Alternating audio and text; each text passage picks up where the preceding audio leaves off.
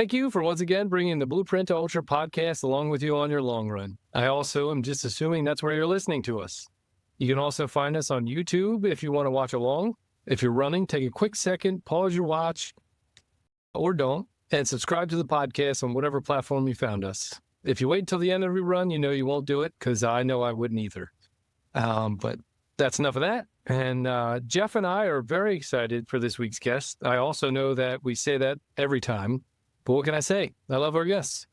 She is fresh off her 4th place overall and 1st place female with a 25-hour finish at Boot Lake Boogie Trail Run. She has taken on multiple 100-milers, including the Wasatch 100, the Bear 100, and the Cowboy 100. This is our first guest who have taken on the Backyard Ultra and a unique sudden death last man standing virtual event that spanned 3 months. Be sure you're ready to take mental notes so that you can continue to add to your Blueprint to Ultra. And please welcome Jill Wilkins to the podcast. Thank you for having me. I'm really excited. Thank you for this opportunity. Beyond stoked for have you join us today. Thank you. I'm excited. Thank you for reaching out. Jill, it is so nice to actually meet you in person. Obviously, we just gabbed a little bit before we started recording about you and just mentioned even then, I'll say it again now.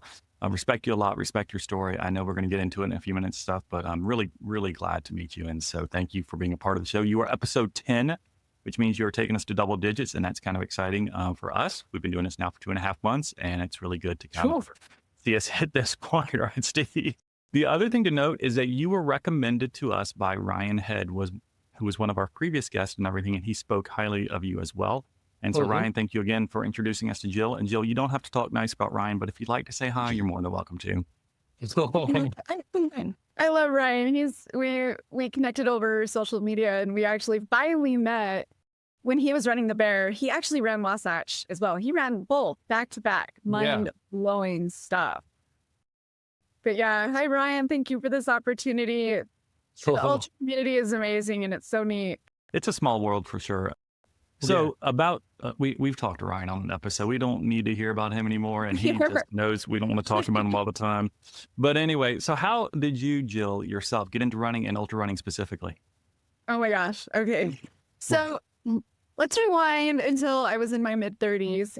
And I always used to look at runners and I was so impressed. I was always thinking, man, I wish I could be like that. My uncle got really big into running. He got into, doing the streak where, you run at least a mile every single day. I wish I could tell you the details how long he did it, but he did it for quite a while. And we all were on a family vacation to Bear Lake, and they have this little festival called Raspberry Days. And one day my uncle said, while we were up there, he's like, let's all sign up and do the 5K. He's like, Jill, come on, let's go run this. And I'm like, wait a second. No. Runners do 5Ks. I don't run. But, he twisted my arm, and I can kind of be slightly competitive. And he says, come on, you can try to beat me. And I'm like, okay, sure. Let's go for it. You guys, I have never been more humbled in my life than that race. So we started out, and my uncle kind of hung with me for maybe 5 strides. And it up. And there was nothing that I could do about it. The race continued, and I'm like, in my head going, this sucks. I hate this. Why are we still running? Is this not over yet? Because he promised me, it'll be over before you know it. Oh no, this thing went on forever. And I'm thinking, I'm like, been running to this. So finally, I see the finish line, you guys. And I'm like, oh my gosh, hallelujah, there it is. And I see my uncle, he's waving at me. And all of a sudden, I start seeing everybody ahead of me kind of turning left. And they're going, right, they're looking around. Trying to get the extra 0.1 of that 5K. The extra 0.1. That's usually what it is. Anyway, it was a horrible experience, and I hated every minute of it. You must not have hated it for long, though. Yeah. Well, so I actually hated that I was so bad at it. So for the rest of that summer, and then the next summer, my uncle kept, saying, hey, let's go do this 5K. Well, let's go do this 5K. And honest to goodness, I hated every single one of them. And I'm like going, they paid like $40 for this. It's horrible. cheap now compared to an ultra. Yeah. Oh my gosh, right? Like complaining about $35. Anyway, so that's basically how I started. But then I realized how much I loved making goals and how much I loved making new milestones. Like once I hit like the 10K mark, it was amazing that I could all of a sudden start doing 7 miles, 8 miles, 9 miles, 10. And then I signed up for a half marathon, which incidentally was actually at Bear Lake again. And it was a trail run. And they kind of ran you up for about 6.5 miles and then you ran down. And it was incredible. It was really challenging, you know, but it was such a neat feeling to make that goal that I thought at that time 13 miles was impossible. And you sign up, you do the work, and you do it. And fast forward again, my uncle had now moved to Chicago, and he had tried to do a couple marathons and never finished. And one day he gave me a call and he said, "Hey, Jill, if I paid for your race entry into the Chicago Marathon, will you run it with me and make sure I get across the finish line?" And I mean, twist my arm, Chicago Marathon. I've never been to Chicago. And then, of course, I get really excited over big goals, sometimes a little too overexcited.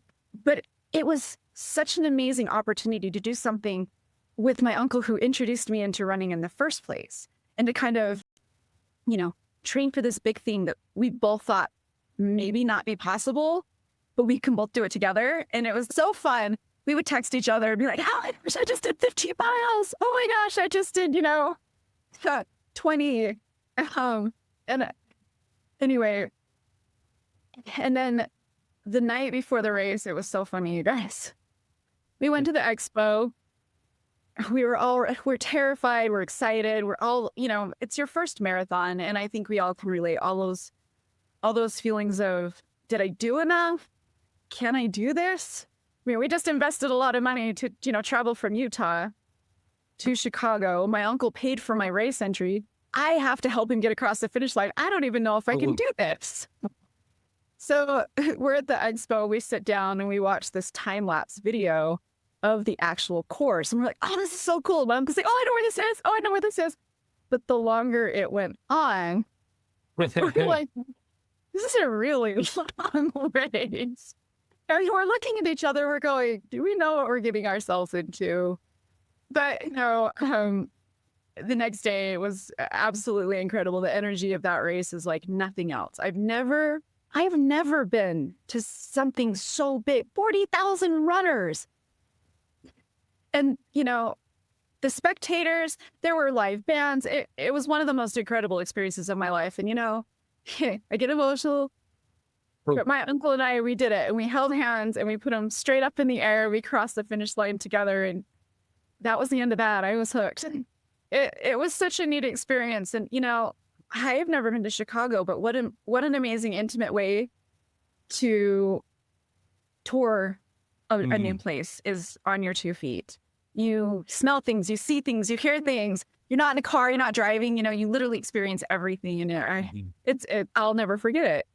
That's crazy. Yeah. That's one of the things I tell people about why I enjoy running so much, particularly like running ultras, is because I get to really just experience different places. But it shocks me how much not shocks me, I guess it's the wrong word. It amazes me, if you will, that my feet can take me to places that a lot of people can't drive to. You can't just go see all the time. And it just gives you an opportunity to do something that you never thought you could do, not just from a distance standpoint, but see things that you didn't think you could see and just experience them. So doing that in a marathon and seeing parts of Chicago, it's not shocking to me that it's like, this is a great way to tour, because that's how you really just look at most of the runs and stuff that I do.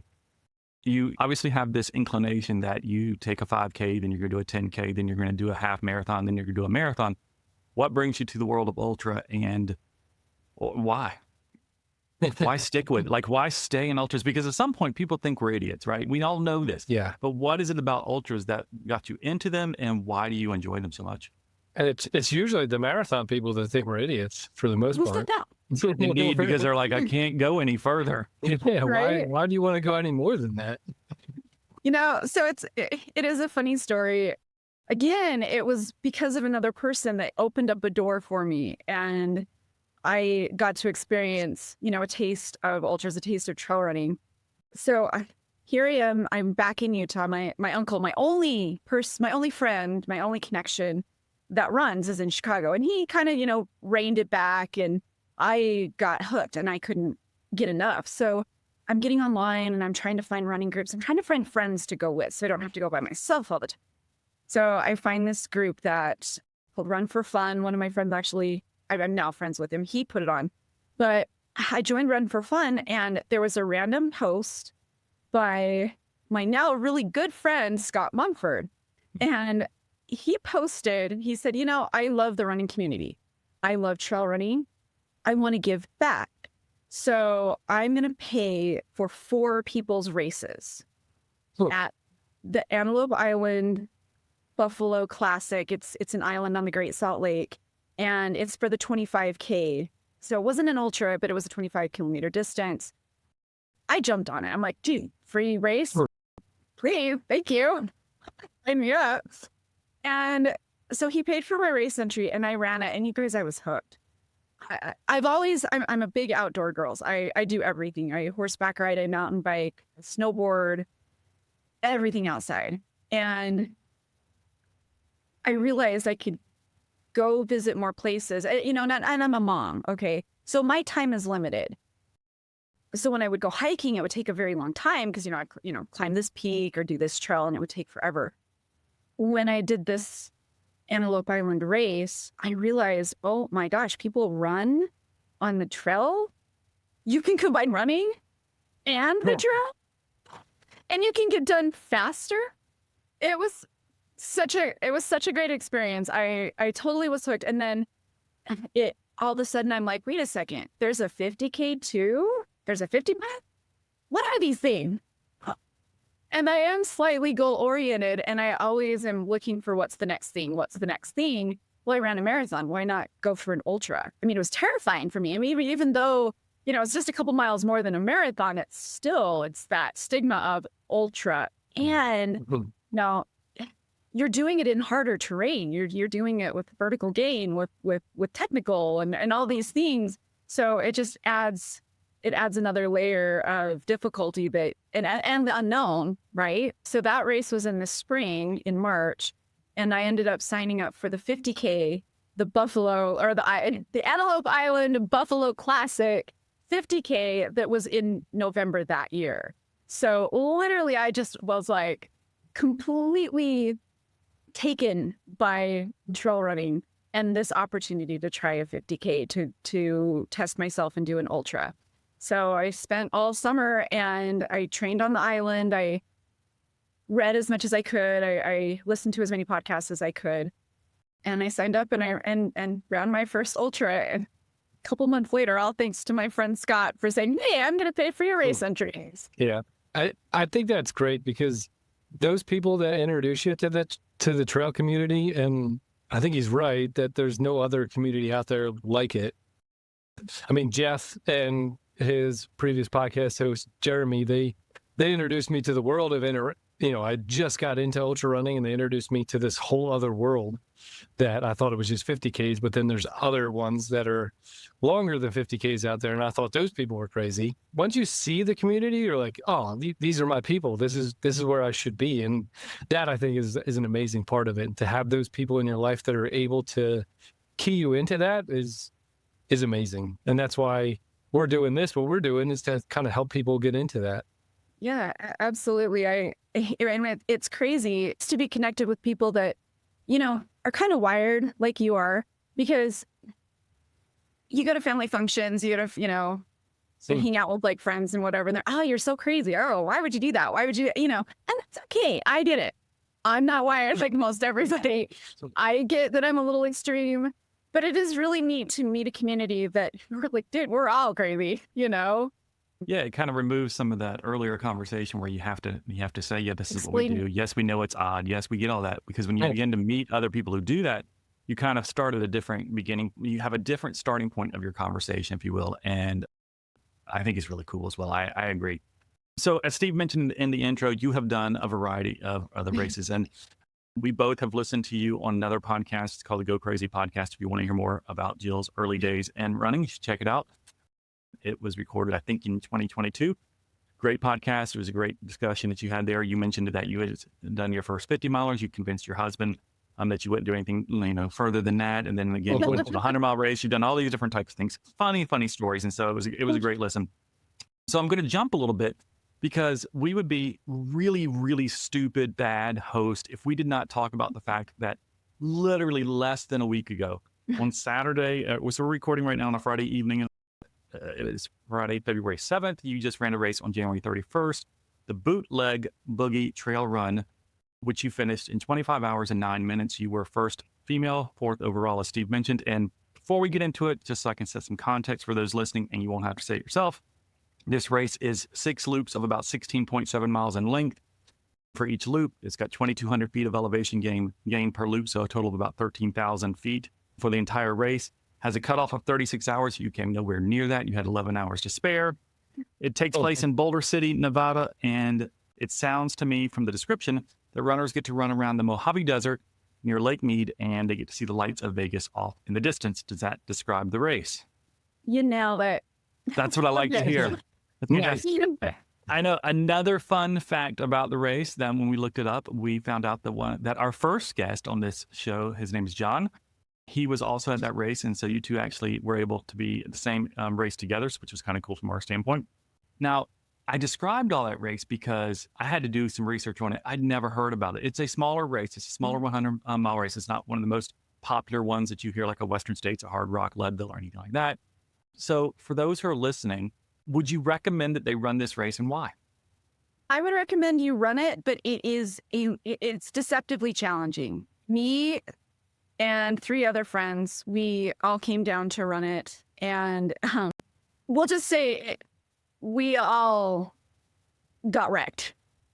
I loved the race. I thought it was so fun. It was really nice to have a central location of having all of your gear, all of your nutrition, all of your hydration out. You were able to, because of the way the race was designed, it is 6 loops, but it's in the loop. There was an out and back and then 2 smaller loops. As far as the course, I will say it is confusing. So I was fine during the daytime, but at night, it wasn't marked great. And there wasn't reflective tape on the ribbon. So I actually got lost quite a bit, and I ended up doing an extra 1.5 miles just because it's confusing.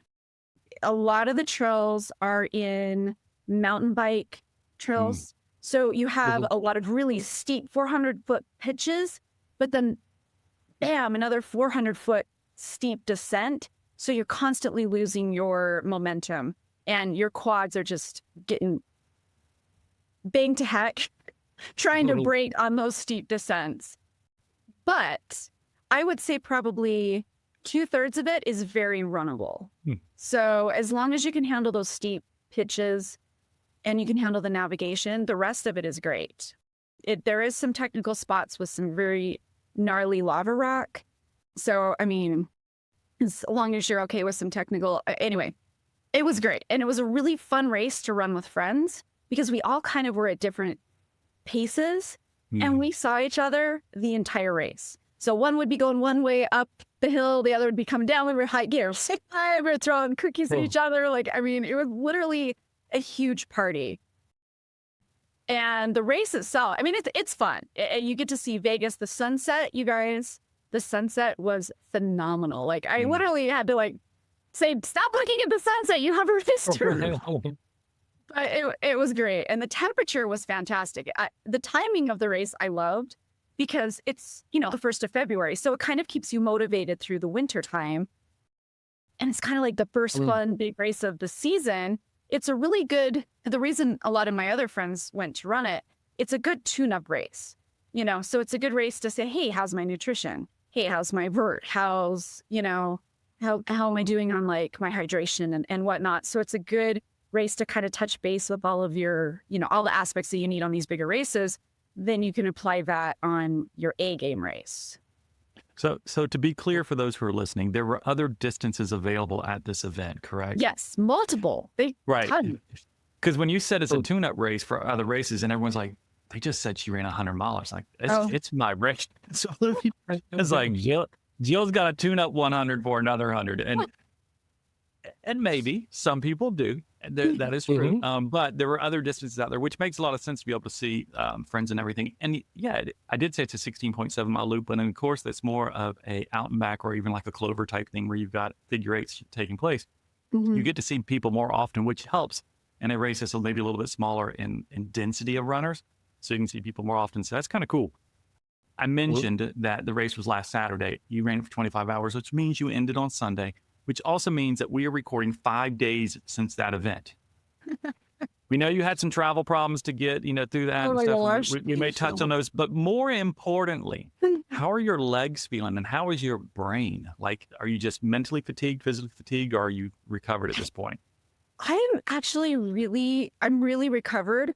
I did get a little more dehydrated than I was anticipating.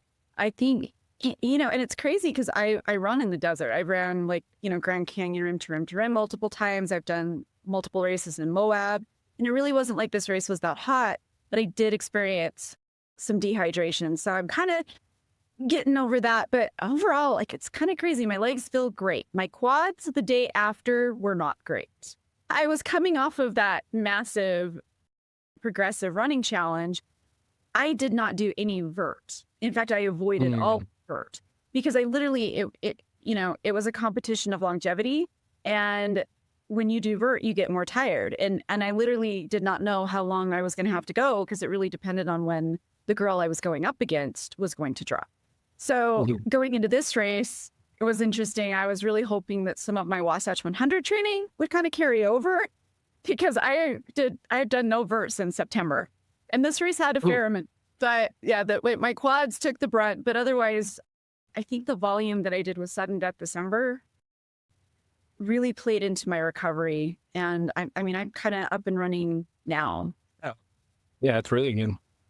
I've said it before, I tell a lot of my clients too, because Jeff and I are both coaches, that the training is one, it's to prepare you for your race, but two, to also make sure that you're not wrecked for after your race so that you can recover quicker to, one, get on with life so you're not hobbling around for a while, and then also be able to gear up for your next race. So it seems like you accomplished that in your training.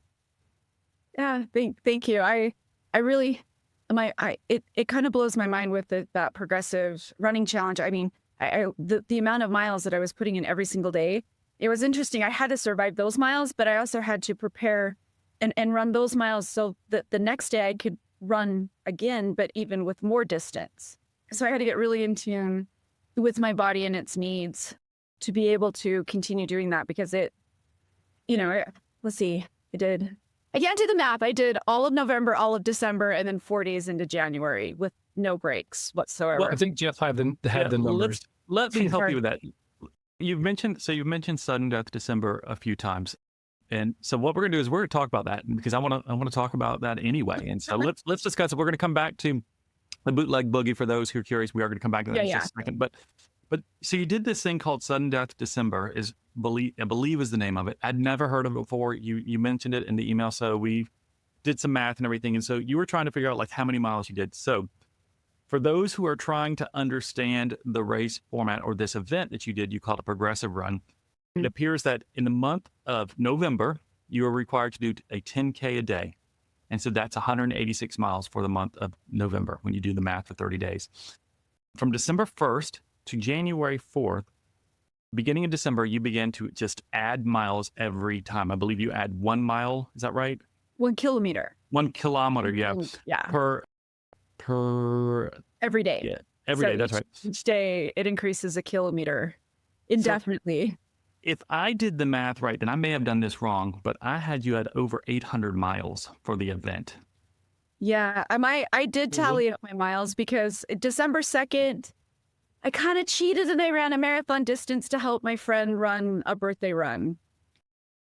And then in November, it's really hard for me to do 10 kilometers. So the first couple weeks in November, I kind of just ran what I wanted. And then I took maybe a week and a half taper where I did the 6.2 miles. So I actually ended up at the end of the event, I did 888 miles in that. Yeah. Yeah. That's a crap ton of miles. That's a lot of miles. First off, why would you want to do an event like this? Well, one of my really, really good friends, Patrick Oborn. In fact, he's best friends with Scott Mumford. I mean, it's a small community, right? Patrick started doing it, and I started watching him do it, and he literally wins it every single year. In fact, I highly recommend you interview him because what he just did blows what I did out of the water, but we'll get to that. I'm just one of those people that I love challenges, and I love to see what's capable. What am I capable of? And if I don't try something, I will never know. Sometimes I've reached my limits, other times I haven't. So I've watched my buddy do this for a few years, and we were chatting one day, and he says, "Well, why don't you do it? I think you could totally blow this out of the water." And I'm thinking, I'm literally doing logistics in my head. I mean, I'm a mom, I'm a wife. You got the holidays, Christmas Eve, Thanksgiving, New Year's Eve, and I don't want my running to ever conflict with family functions or time with my kids or anything. But I really wanted to take a leap of faith in myself and try. So I said, all right, sign me up. We'll just see how this goes, and you guys, it was incredible because my body cooperated, it did what I asked it to do. It was very hard. And some days were mentally hard. I live in Wyoming. I don't live in a great place for this type of a challenge. I don't have nice, paved pedestrian parkways. I don't have sidewalks. I have dirt roads, and I have little tiny shoulders of a highway that people are going 75 miles an hour. Very cold, and it's very windy here. So it was an extremely hard challenge. But it was an unbelievable experience. And it was really neat. Just to have people support me. Like, for example, Scott Mumford. He's helped Patrick out a ton. Scott is a pediatrician. He's very, very intelligent. He knows the body really well. So, he was constantly touching base with me. How's your heart rate? How's this? How's your, giving me advice and whatnot. I really made sure that I focused highly on protein and hydration. Literally, I ate as much protein as I possibly could. And then everything else was just gravy. More from my notes. You said you had to run on a small little lane. It's because all mileage had to be completed outdoors. Yes. You could not be on a treadmill. You couldn't do anything like that. And so it all had to be done in the elements. And where you live will kind of impact the runner differently from one place to another because it's a virtual event. You can do this anywhere around the world, if you will. So how did you keep up with what others were doing? Like, how did you prove, if you will, that you ran your distance? So we had a Strava group that the race director created. The Strava uploads were not required, but they were suggested because it's called sudden death.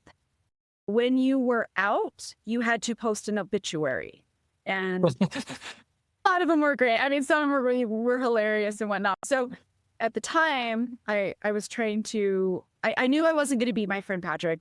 Let's just be real, that wasn't going to happen. But I really wanted to. I wanted to be the last woman standing.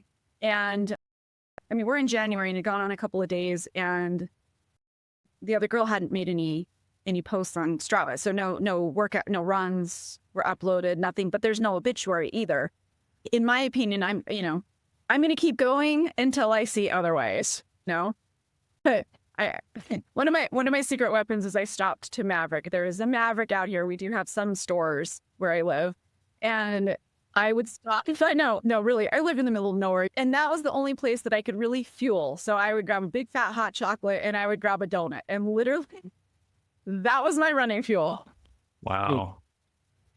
And then I would, run out however many miles I needed to go, and then turn around and come back, and then of course stop and grab maybe a Red Bull this time and another donut. I don't even want to know the amount of donuts that I consumed during some time. It worked. Dude, it worked great.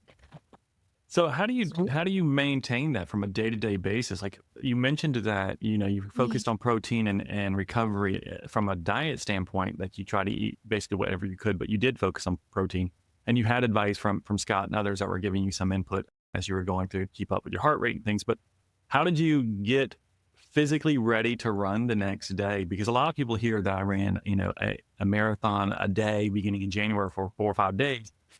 That's ridiculous. Like, it's crazy. Mhm. And even before that, you're doing 20-mile days back to back to back. And so what did you do to prepare for the next day when you finished that previous day, if you will? So I really had to run by heart rate, even if it had to slow me down. And as long as I kept within, not above zone 3, it would not stress my body out. And some days I had to just take more time, Mhm. But like I said, I would go out and do that run, but I'm doing that run in preparation, knowing I'm going to have to go out the next day. So I literally had to listen to everything my body was telling me. If it was tired, I just had to rein it back. For example, like I'm a mom, I would wake up super early, make sure I'd get dinner in like my Instant Pot, my slow cooker. So that way, once I got my little off to school, I knew I could have X amount of hours to just get out and get those miles run. But then I really focused on like Epsom salt soaks every night, Okay. really paying attention, like if I had any pains or anything. But I really lucked out. I didn't have any issues with my feet. I didn't have any issues with my calves. Previous to this event, I knew what I was going to be getting myself into. So I really did focus on doing some weightlifting, and I did a lot of bulking with my miles. I would do 15-mile days, and then I would do like a 50K. Then I would give myself a couple days off. So I kind of built up to it, so I didn't just jump into it, if that makes sense. Mhm. And then thankfully, like my husband was phenomenal. He was beyond supportive. And then like my mom helped out a lot. She took during Christmas break, I drove down to Utah to where it was a little bit warmer. And my mom could watch my little girl, and then I could actually run with friends. And then I did get away to St. George, which is a much warmer climate, for a couple of days. So I had, I did. I'm so lucky. I have amazing people in my life, and they all came to support me through this big event, because I didn't ever want to do it again. Like, if I'm going to do it, I'm going to do the best I can. But this is it. It was a great experience. I don't know. We'll have to see. I don't think I ever want it again. That's what you said about the 50-miler and then just the 100-miler, and then you had to do that. A while ago, I'm like, no, I'm never doing this again. But I got taken out of this event before I wanted to. So I didn't really get to push myself as hard and as far as I wanted to. I still beat the record. I beat the record by 8 days, and I did actually beat my competition by 2 days. But I could have kept going. It's unfortunate. A lovely thing called norovirus hit me and, destroyed me. Yeah. But I pushed really hard. The day that I got norovirus was my very, very last day. So that was January 4th. On the 3rd, I felt amazing. My run was phenomenal. It was like 27.5 miles, something like that. And I was so excited. And I was really thinking, like, man, I might even make it into the middle of January. But then life hits, and I threw up all night that night. Oh, all night. I got no sleep. And I woke up at like 4 o'clock in the morning, and I was wrecked. I couldn't drink. I couldn't eat. But at this point, I did not know if my competition had dropped yet. So there was nothing that I could do. I had to get out and go. And also, because, these ultrarunner gods are so nice, they love to just say, hey, you're as sick as a dog. Let's give you the worst storm that Wyoming's had in a long time. -11 degrees and 30-mile-an-hour winds and a blizzard. And that's what I had to do 28 miles in, you guys. It was kind of horrible. There's a lot that you have to do physically that you've prepped for. That you talked about the Epsom salt baths and everything like that, and making sure you're eating. But did you do anything to prep on the mental side of it, or did you always have this drive in you, or is it something that you've learned along the way? Like, what kept you going mentally besides the competition? Well, I think I've always had this drive. It kind of stems from when I was younger. And growing up, I was actually really ill, to the point where I missed 4 years of school. had to have daily nutritional IVs. I was a sick little girl, and I hated being like the sick one. I despised it. I did not like, but my health was gone. As much as I hated it, I was sick. And throughout my life, I've really tried. I enjoy being a strong woman. I always have. I'm a tomboy. Growing up, all my friends were boys. I played football. I caught snakes when I was growing up. I've just been this scrappy little girl. So I feel that drive's kind of been there, but it's just been spurred along by just all of my life experiences that I've gone through, all the hardships. I couldn't get through them had I not worked hard and had some grit, right? But it's just been an interesting journey with being sick. And now that, I'm doing these incredible like ultra distances and or just, I don't know, all of these amazing experiences that I've gotten because of running. I get emotional just because I was so sick. I never thought I could do these things. And I think that's where my drive stems from, if that makes sense. Is I've not had my health, and now I want to see what is my limit now. I now finally, after like 44 years old, I was 12 years old when I was this sick. We're going on like 30 plus years. I get emotional. Why not have faith in myself? I have one life. I have one body. I'm strong now. I want to push as hard as I can, not to the point of breaking myself, because I've done that before. But I would love to see like what's possible.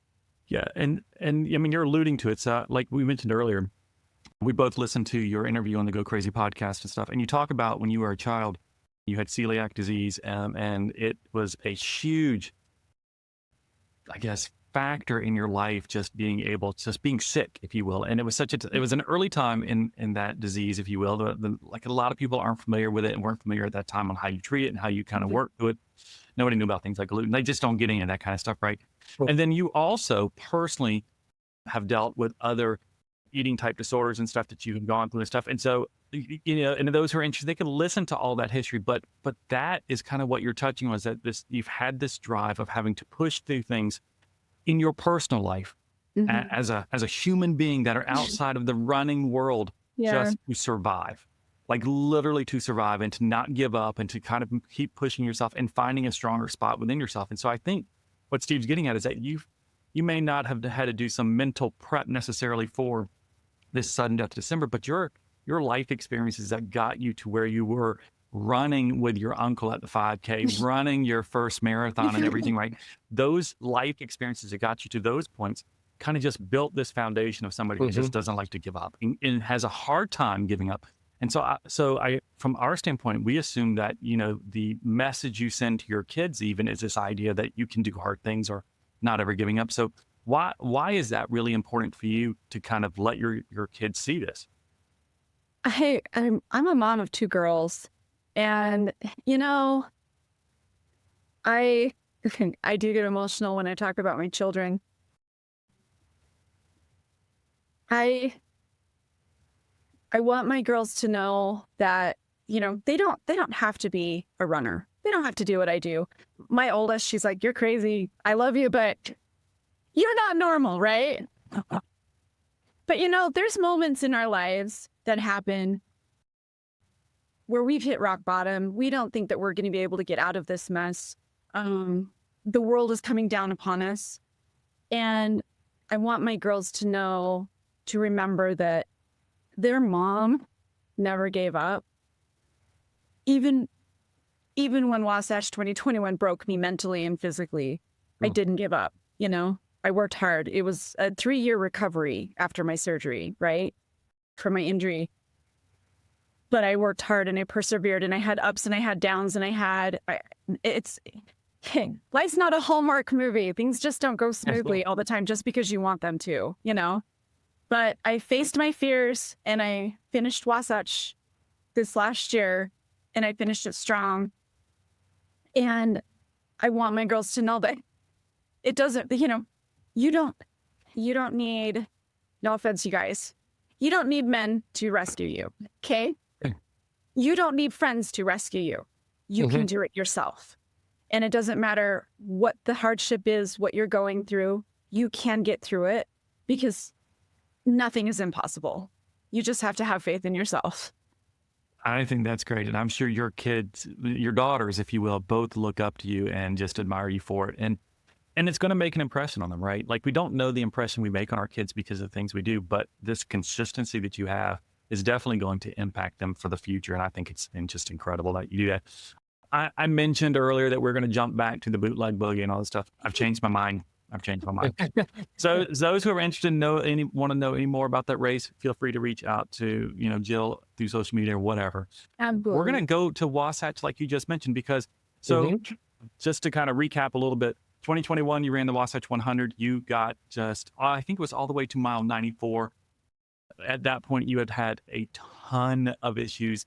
I believe you were passing out. There were all kind of things that were going on constantly with you. And you had a major foot injury that eventually just completely sidelined you. And at mile 94, you got pulled from the race. You had to drag yourself another mile to get out of the race, but you did not complete the Wasatch 2021. And at that point, you then had to have, I call it season-ending surgery, where you had to have your tendon in your ankle repaired coming out of that race.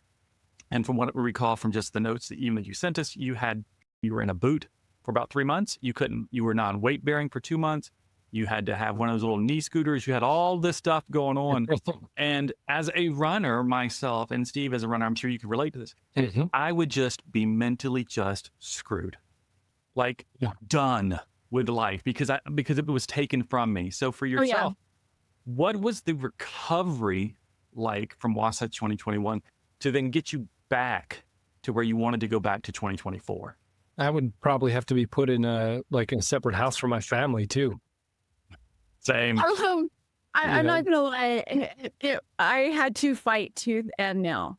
That race, it was interesting. I'm a little driven. I'm a little stubborn. I literally pushed my body until I could not stay conscious. Like literally had to be drugged unconscious off the course before I would quit. But for me, that was the only failure I've really had. I mean, we have little things here and there, but you can recover and whatever. I made this goal and I did not get it. And then I destroyed my body on top of it. And it completely wrecked me physically and wrecked me mentally. And it was a really hard journey to get back because all of a sudden my coping, those endorphins that you're constantly getting, my ability to get outside and on the trails, and then my circle of friends gone. It was devastating. Not gonna lie. And then when I had the surgery, I was so humbled because I was so limited. I literally had to get one of those old people stools and stick in my shower and put a garbage bag on my boot and duct tape it, just shower, But I did take that time. It was hard, but I did take that time to realize that some life stresses that I've had in my life at that time had caused my eating disorder to come back. And that's probably why my tendon tore, is I was training for Wasatch at this high level, but not necessarily taking as care of myself as I should have. So I thought, okay, Jill, are you going to wallow in misery and self-pity and woe is me, all of this crap is happening? Or can I take this opportunity and work on myself? Because, okay, I can't run. I can't ride my horse. I can't go snowboarding. Can't go biking yet. I can't do all of these things, but what can I do? Okay, I can work on myself. And again, getting back to my kids, I wanted them to also realize that it's okay to ask for help. I am a really independent person. I did try, you guys. I was reading everything that I could. I was, listening to, podcasts on eating disorders. And I'd gotten over it before. I had, anorexia for 10 years, way, way long ago. But it got triggered again. And this time that little switch that got turned on, I couldn't turn it back off. It didn't matter what I tried. So I just took this, I just took it and I'm like, okay, how can I spin this? I'm not a toxic positivity person, but I'm a very much the glass half full. How can we make this into a positive? So, okay, I can't run, but what can I do? I'll work on myself. So I actually did get into some really good therapy. And then once I was cleared, I got a gym membership. I felt like a lost little puppy dog. I've never been in a gym in my life, but I get my little knee scooter and I'm like, okay, what can I do? I could get and do some upper body. And then I could roll one-legged. I'd put my boot on like a foam roller. So like the boot would roll back and forth, but I could row with the left leg, And then eventually I could do the Stairmaster with the boot once I was cleared for weight. Then I could do the elliptical and just slow baby steps. And, and it was amazing. I like I said, I have an amazing circle of friends and my trail runner friends would come and do the Stairmaster next to me. And when it's the gym, it was just full, of course they would rather be out on the trails, but they would come and support me. But anyway, so it was rough and I could not run, you guys, for almost a year. So I hiked and then I found out I love mountain biking. So at least that would get me on the trails. I could kind of keep my cardio. And then once I could run, it was a very humbling experience because you lose everything. You lose all your fitness. You lose your vert. You lose your balance even. I lost all my muscle on one side. And it was very much an uphill battle to get back to the point to being able to run Wasatch again. But it was worth it. Hard, but worth it. And you did. Yeah, it was pretty incredible. I tear up. I know. Finishing that finish line because, it was really hard to face that race that A, I didn't finish, that B, that broke me mentally, and then broke me physically. And knowing that is a hard race. 55% of the runners will normally drop, and these are strong ultra runners. So just because I trained my heart out, just because I had done everything that I felt possible to train for, it did not guarantee me a finish again. So it was very hard to face that race, but I had to give it a chance because, like I said, I don't quit. I've never quit. And this was my second opportunity. I was going to go for it, terrified or not. When I think about the fact that you went a year without running at all, and so this race, so in 2021, you got injured, you had surgery, you were out for 2022, you start back running, I'm assuming late 2022, maybe 2023 you're running. You did some other races, I believe, on the way to getting back to Wasatch in 2024. But let's go to mile 95 of the Wasatch 2024. What was it like when you realized you'd gone further than you did the last time? I'm going to cry. I have amazing friends and I have, the ultra running community is amazing. And here I'm going to cry. So many people showed up for me, you guys. My good friend Patrick paced me the entire 100 miles to make sure I would finish. Wow. I had paced him earlier that year at Cocodona 2 ridiculously hard sections, and I got him to the finish and literally gave him everything that I had, right? Because that's what the ultra community does. And then, his really good friend, John Kingsbury, paced him. So I already had 2 people going along. Then I actually had my own crew and my own pacers, right? And those last 5 miles, 2 of my closest friends, amazing athletes, Jonathan and Jenny, came out and found me on the course and ran with me to the finish. At the finish line, you guys, I had more friends and more family that I could count. I don't get speechless very often because I like to talk. That was one of the most amazing experiences in my life, just having that support. So many people that saw what I went through, knew how hard it was, and showed up. And when I knew I was going to finish, you guys, I sobbed. I almost can't describe that feeling. All the hardship that I experienced from my injury, their long recovery, all the work that I had to do to get back up to that level, because you lose everything. You lose that fitness like that, and then completely overwhelmed with gratitude with the amount of support that I had is almost indescribable. Literally one of the top moments of my entire life, guys. I can't describe it. It's incredible. We talked about earlier that we do this podcast because we want people to kind of get tricks and tips and different things that they can add to their blueprint, right, on running ultras and stuff. But part of having a blueprint is asking yourself the question, do you have what it takes? And a lot of runners question themselves. They don't know if they have what it takes. And your story and even what you're saying now is that it's hard. It is hard. And so we glamorize running ultras a lot of times on social media. We have podcasts like ours. There's a lot of other podcasts that talk about running ultras, and we make it sound like it's so easy. Yeah. And yet everybody on this call, the three of us at least, understand and recognize the fact it takes a lot of work. And so people who are listening to this podcast are out running right now, more than likely, because that's where most people listen to their podcasts. If they're ultra runners, they're listening to this and they're putting in the work because for some reason, they have a drive to finish an ultra, regardless if it's their first 50K or their first 250-mile race. But there's something that drives them. And that is the piece, the most important piece that you have to have in your blueprint, your puzzle, your plan, your piece, whatever you want to call this thing, right? You have to have that drive in you to kind of get through the hard days, to get through the training when you're in Wyoming and it's freezing cold, but also to be able to go back after having been injured to face a fear that you undoubtedly felt going into that race. And so I can't imagine what you went through emotionally at mile 95 and for the next 5 miles with your friends and stuff. It would be hard to put in words just the emotions that you felt. And it is only yours that you get. It is your gift. Yeah, you got a buckle and everything. Yeah. Right. You finished 11th overall for females. Oh, amazing. Thank you. That's insane. 11th place female. That's fantastic. What'd you learn from that experience at Wasatch, though, that you will take forward? Well, just to move off the side of seriousness, you guys seriously want to know?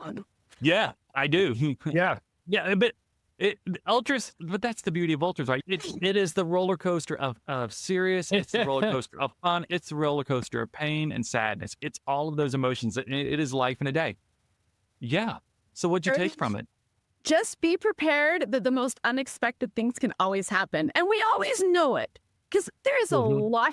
Sorry. And I just have to laugh because it was the most ridiculous thing that ever happened. And I'm like, can't I just have a normal Wasatch 100? Can I not?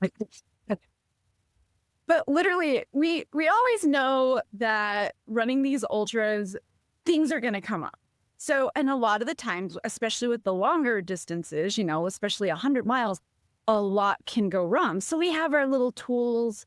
We have our first aid kits that we always have, and you got your antacids, you've got your, Benadryl in case you get, allergies, you got your bee sting stuff, you got your blister stuff, you got your chafing cream, got all these things, right? Well, at mile 35 at Wasatch, the most unexpected thing happened. I had a little friend pop up, literally. I'm already Because we know what it is. I already know what you're going to say, and I'm just like, she's going to bust out and say this right now. So go ahead, Jill. What was his friend? We're all friends. We're all friends. Not that kind of friend. Actually, so I'm going to name the friend first because my pacers had to name it because I was in such a bad, happy person. But this made me so upset. They literally had to give it a name to make me not so angry. So my little friend we called Corn Julio. Sorry, let me calm myself down. I had a hemorrhoid come up at mile 35. Mile 35. And, I've never had one before. I didn't realize how much they hurt. They don't feel good. I can't say that I recommend it. And you guys, running Wasatch, it's such a mountain race. It's out there. And I'm going, what do I do with this? Then my brain starts going, no, I can't not run this race again. I can't. But, I'm in a substantial amount of pain already, and I'm just doing the math. I'm like, I've got 65 miles to go. What the crap am I going to do with this thing? To make matters just great, I've got my buddy Patrick. My pacer at the time was my friend Josh. So I've got 2 dudes with me. I'm just, okay, we're all friends. Ultras are not glamorous. All right, guys. Nope.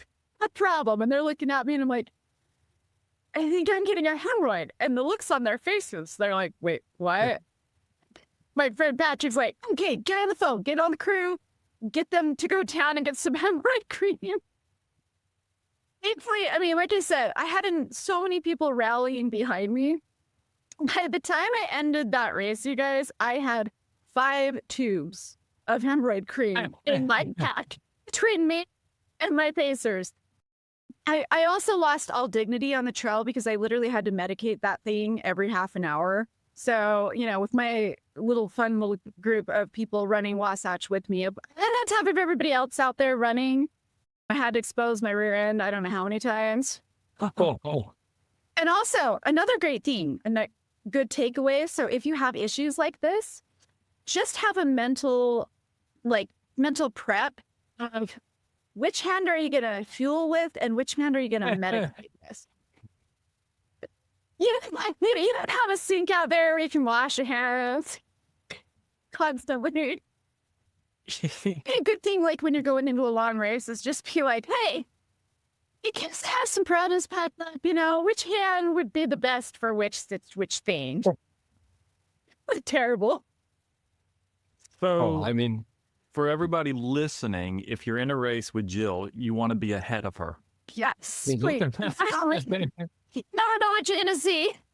I know you made a joke about it, but I've dealt with them as well, and I feel like I have a pretty high pain tolerance. They're one of the most painful things I've ever experienced in my entire life, and it knocked me out. I wasn't I was training, I wasn't racing, and it knocked me out for a good week to 10 days. I can't even imagine being on the trail with it. I won't lie. I don't think I've ever been in so much pain in my entire life. I literally don't. Wasatch hurts anyway. Yeah. And then the pain on top of it, it actually was so bad. I'm a talker, and my pacers, I love my pacers. I had my best friends out there, right? I was in so much pain, I literally couldn't talk. I couldn't. I didn't say a word. My pacers had to talk to, Patrick and John, and they all had to make conversation. The only words that were coming out of my mouth were not very pleasant. I don't think I've sworn more in my entire life. That was the only words that were coming out. But I had to do the mental check of, you know what, my legs are okay. My fueling, I feel great. My hydration's on point. Everything's on point. I just have to mitigate. I just have to manage this pain somehow. And the only way I could was to literally just be completely silent, because it took every bit of mental strength that I had to run at that level and not let that pain derail me. Yeah. So how do you, it makes me think, how do you turn the pain off? You said in this one, you stopped talking out loud because the pain, it took all your mental strength to kind of get through it. How do you work through pain? Do you have a mantra? Do you have something you say to yourself? What is it that you do when you get to that pain cave, you get to that low, whatever it is, that kind of propels you forward in those types of moments?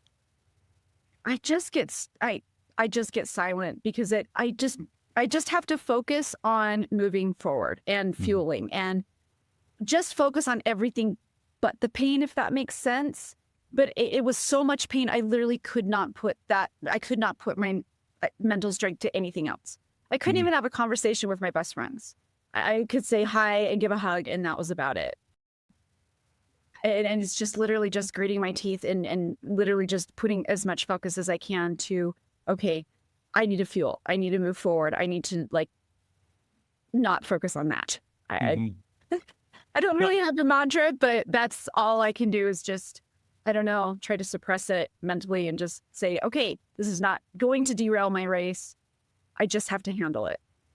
Yeah. Well, Steve, for me, I try to tell myself not to give it life, Oh, yeah. Sometimes it wins and sometimes it doesn't, right? But sometimes I try not to give it life, because when I give it life, it continues to flourish for way too much time. You're right. Do you have anything you do specifically yourself? I'm just now throwing a question at you, but since we're on this topic, I'm just curious, what you do, because in Cocodona 250, you run that. I know that you've been in some serious pain at times.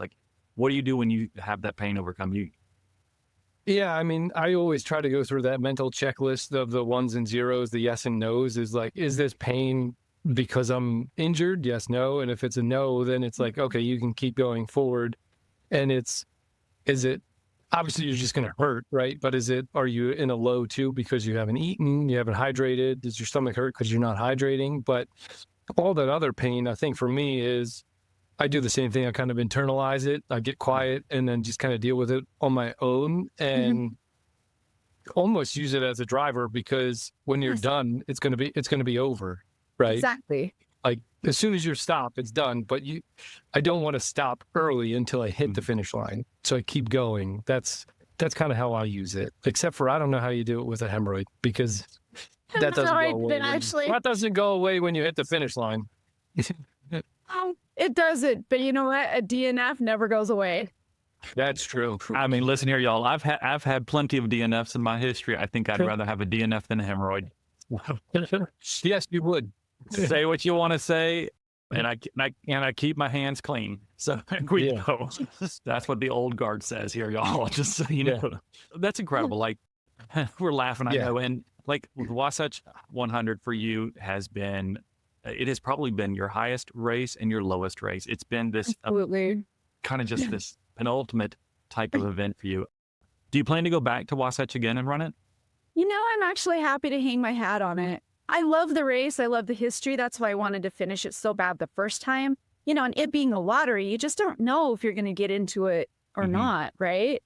But I'm kind of one of those, I did a race. I liked it. I want to see what's next. I want to try something new. I want to run in a new place. I want to run in a new course. I love Wasatch. If I want to revisit it, I'll just go and run sections of it, you know? And I'm not a very sentimental person, but I don't think anything could ever top that finish with my support. Even all the challenges that I've been through, I'm more than happy to just have that contentness and live with those memories in my heart and move on to something else more challenging or different. And I was going to say, I think it's harder sometimes when you've done a race repeatedly. Like I know for me, because I've done Cocodona multiple times, when I get like about an hour from the start is when it's the hardest, because sometimes when it's a new race, it's like fear of the unknown and you have those butterflies. But then if you go up a race you've gone up against before and you know the pain it's going to induce and you know how long it's going to be, that's almost harder mentally to even get started than the one where you don't know where the hard parts are going to be. So like if you know it's going to suck and you know where it's going to suck, it's almost harder to start sometimes than the stuff that you don't know. Yeah, that's very true. I definitely agree with that. But how kudos to you though for facing that one again and again. You know, how many times have you ran it? I've 3 finishes. I've run it 3 times. Oh, impressive. So I know we're kind of getting close to wrapping up, but you have got a backyard ultra coming up, the Bonneville Backyard, on April 26th. Sorry.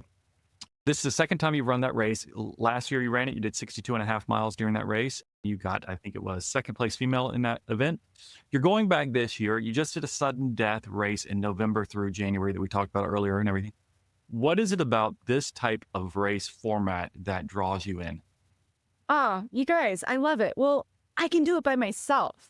And, you know, I thought I would get bored with running the same distance over and over again. But, you know, I love it. First off, it's like a big party. Obviously, I'm a little social. I love a bunch of trail runners. It's a blast. And when you finish, you know, you have runners everywhere. I love it because you can have everything that you need that you like out on a table, ready to go. Like my secret weapon is that Cozy Shack rice pudding. Dude, I fueled on that at Bootleg Boogie. I fueled on that at Bonneville Backyard, and I'm going to do it again. Anyway, it's just so much fun. I would consistently come in giving myself 10 minutes, which is the perfect amount of time. You can change your shoes, you can eat, you can drink, you can just chillax just for a second. You can be social, and then bam, you're off. Again, you also don't need to carry a huge hydration pack. In fact, the Bonneville Backyard Ultra, I never had a pack on me. And, you know, like if I wanted to have my little Red Bull, I just hold it in my hand and kind of sip it for the 4 miles and bring it back, put it, and then it's, you know, ready for me when I want it again. But hey, for me, it's just great. I can do it by myself. I don't have to, you know, I don't need a crew. I don't need pacers. I did, you know, Bootleg Boogie without pacers or crew just because I wanted to see how I could do 100 without it. But then again, it was the looped course that I really didn't need people because I could take care of myself. And I think that's probably what draws me is it's very much a race where if you're comfortable doing it on your own, definitely go for it. I think it's a blast. And then you can, and I'm a little competitive and I like to see how far you can go and how far you can push. In fact, again, the reason I got second that time last year is I purposely dropped once I secured my second place instead of battling for first because I had to pace Cocodona in a week. Yeah. And I needed enough recovery time because I knew I had 2 pacing sections. So I'm hoping maybe this year nobody will ask That was me. super kind of you. That was, hopefully he understands the sacrifice that you put in for that. He does. And it's terrible because I really was having a great race. My friend Andrea Christensen, she pulled off first. I would have loved to go head to head and just see, but she's one of the toughest girls that I know. And I knew it was going to turn into a dogfight. And I just couldn't risk getting too tired because this was my friend's big event. And if he trusts me to pace him, I'm going to give him my best self, whether I wanted to try to win or not. So what is the goal for this year? Is there a Maybe. mileage goal or just a placement goal? I would like to see if I could get first. So it's not a mileage cap. You're just going to go for it. That's good. Because, you know, for those who don't know, Backyard Ultra is a 4.16 mile loop. Every hour on the hour, you've got to finish the loop and start the loop within that hour. And so it goes until the last person is standing, if you will. And what you find is a lot of runners who do these will drop out at the major milestones. They'll drop out at 50 miles, or they'll drop out at 100 miles. And so you'll find that there can be 8 or 9 runners going into the 100-mile part, and everyone's thinking, I can't go much more than 100 miles. I'm like, just keep on going. Now, I say that I've never done a backyard, but I've seen this enough to know that if you can keep going for 1 or 2 loops after that 100-mile loop, you'll probably win the race. Exactly. Yeah, exactly. And it's interesting when we say a number, our body and brains instantly shut it down. That's and right. that's why I say, no, I'm no distance. I would really like to just see how far I could go if possible. And that's fantastic. Yes. Well, yeah. Do you have any tips for the first timer? Because I'm doing the one, and this one is on, when are we recording this? February 7th. I'm doing it on February 11th. It's my first Backyard Ultra. This podcast will come out on the 21st, so it'll be after that. We'll be able to see how poorly I did. Stop. It's so fun. Honestly, I would say try to come in and give yourself at least 10 to 7 minutes. I think that's good. That's what the goal, I think, was. That's what I was aiming for in my head. It's a good amount of time. Your legs don't start seizing up. You still are kind of warmed up, but it just gives you just enough. Like if you need to go to the bathroom, if you need to loop things, if you need to, and it gives you enough time where you're not rushed and you're not stressed. So your heart rate can kind of lower a little bit, and just enjoy it. I mean, just go and have fun. It's a blast. And take a selfie at every time you go out. And then you can be like, lap 1 selfie, lap 2 selfie, lap 3 selfie. It's because it's fun to see the progression of your face. That's awesome. Steve, do you have anything else for Jill before we move to our next part? Nope. I think that was good. Awesome. So Jill, we have this segment that we do on all of our episodes, except for the last one because we didn't have a question, but this week we do. So we have a segment we call Coach's Corner, where we get questions that get submitted to us through various different outlets or sources, through either social media or directly to Steve and I, or even to Brooklyn, who helps us with our social media. So we get these questions submitted and we like to read them on air, if you will, or during the podcast. And we ask our guest to also answer the questions. So we are going to read that here in just a second. We're going to answer and give you a chance to answer as well. Now, you never know what the question is about. Fortunately for us, it's not about hemorrhoids or anything like that. But if it was, we would have been covered, which is a rare treat. But anyhow, so this question comes to us from Dorothy. She is out of Athens, Georgia. She has a 100-mile race coming up and is trying to figure out how to shop for her supplies. She wants to know if it's better to buy in bulk, such as a 5-pound bag of gummy bears, or what. So I'll go first, Jeff. Please go first. Yeah. So what I usually do is I buy in bulk, but I buy in bulk of like the individual packs. So like for Cocodona, for instance, I'll buy like the big thing of Pringles, but they have the mini Pringle cans in it. And then I drop the mini Pringle cans in each of my drop bags instead of buying a 5-pound bag of gummy bears and then have to scoop out with my gross hand and then put them in different individual bags. So that's usually what I do. And I buy a bunch of different things. I don't just buy all sweet or all savory. Kind of go back and forth. Yeah, I would say a 5-pound bag of gummy bears is a ton. I mean, to me, I agree, Stephen. I think this is the practical side of this is that, and any of us who've done multiple of these events are going to try to individually package stuff. And so if you can get something prepackaged like gummy bears or whatever it is that you're going to snack on, get those because you can grab and go when you go at an aid station. If you're doing a backyard like Jill's talking about doing when you're coming through your table, and maybe you don't have 7 minutes, but maybe you have 2 or 3 minutes left on that lap, then you can just grab your stuff, put it in your pack, and you can go on out, or put it in your pocket if you're not carrying a pack, right?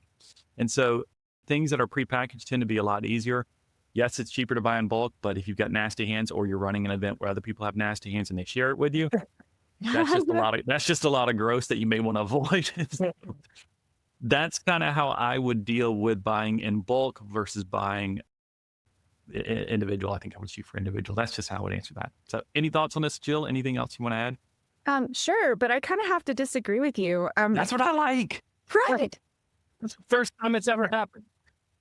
It is never the first time. It's always the time, it feels like.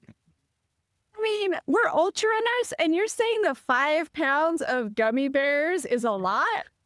Well, for me, I had to that in like a month, dude. I'm always having those massive bags of gummy bears. Okay, I was joking. I do disagree because I go through a lot of gummy bears, but I always buy in bulk. But I pre-bag everything. I also buy in bulk because I want to use it prior to my race, and then I still have enough for my race. So that way, as I'm training, okay, is this going to work for my system? And it can also be like an experiment of, fueling and whatnot. But yeah, I'm always buying the big stuff and then just buying the little snack bags. And then before my race, everything is snack bagged. So that way I can just, grab whatever bags I want, throw it in the pack and go. Solid point. Much better answer. That's why we have people like the guest answer, because they're going to be better at it than us. We've learned this already many, many times. But your point is spot on. Like, regardless of what you use, you need to practice with it. And so buying in bulk does give you that option to do that as well. So great answer, Jill. I appreciate that a lot. And thank you for Dorothy sending that in to us. We appreciate that as well. So we're just about done, Jill. And for those who are interested in keeping up with you and everything you've got going on, what's the best way for them to stay up with you? Just on Instagram. I'm on Instagram. I'm on Strava, of course, but I think it's at Jill.R.Wilkins. So very nice. So Strava or Instagram, and we can put both those in our show notes. And so if you're interested in keeping up with Jill, please make sure you do that as well. Any closing thoughts, Steve? Nope. I really appreciate you being here, and I think that was great. Thank you. This was really awesome. Thank you for this opportunity to share my crazy stories and enjoy getting to know you guys. And I'll just put this out there. I'm a normal person. I am wired a little crazy. I get it. But no, I'm a mom, right? I'm a wife. I'm a friend. I'm a normal person. I can't afford a coach, but you can have faith in yourself, and you can take those big scary steps and surprise yourself of what you're capable of. You just have to sign up. Yeah, absolutely. You just got to put the work in. Yeah. And I think that's what it's about, is that there are a lot of us out there that are trying to do this thing we call ultra running. And regardless of what background you have, anybody can do it. You just have to put the work in. And listen to podcasts, listen to things like that can kind of give you some information, work on your brain and your mindset like Jill has, and you can be rock solid and strong too. But for those listening, thank you so much for joining us for this episode. If you liked it, we would love to hear about it. We'd love to hear your thoughts on it. So please leave us a like, leave us a comment, leave us a rating, leave us a note, leave us anything at all, just let us know what your thoughts are on it. But thank you so much for taking the time to download the episode and listening to Jill Wilkins, who was a fantastic, I think, guest for you to kind of learn more about what it takes mentally to prepare for your next ultra and to put in the work, regardless of what kind of obstacles you experience, be it injuries or what have you, or as a child, like the things you kind of push you. We are all shaped, I think, by our experiences. And so, Jill, thank you just for being an incredible human being, for everything you've done for yourself, for your family, and what you contribute to the sport. So we appreciate you so much. And thank you for being a part of it with us. Yeah, Thank you, guys. And for, again, those listening, thank you so much. And we will see you soon. See ya. See ya.